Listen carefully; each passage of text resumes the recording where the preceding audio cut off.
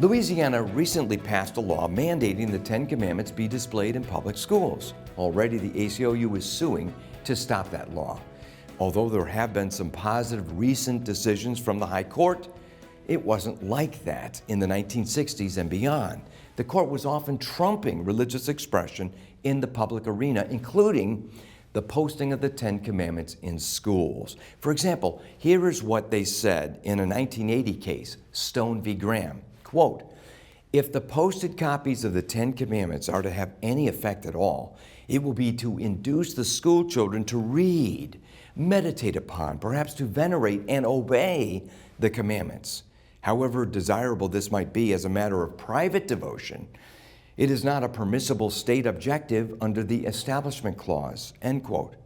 Of course, the reason they ruled against the Ten Commandments is because of the statements like, "I am the Lord your God, you shall have no other gods before me." God will hold us all accountable one day, but without acknowledging God, how is there any sanction for the other commands? Thou shalt not murder, thou shalt not steal, thou shalt not lie.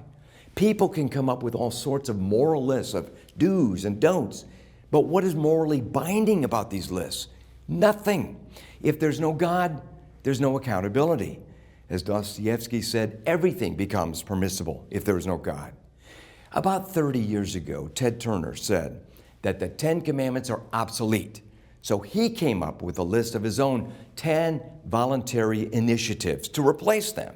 Now, if you remember that story, can you name any of his cheap substitutes for the Ten Commandments? Hardly anybody can.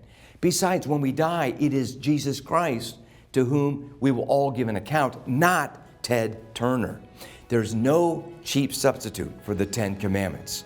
For Coral Ridge Ministries, I'm Dr. Jerry Newcombe.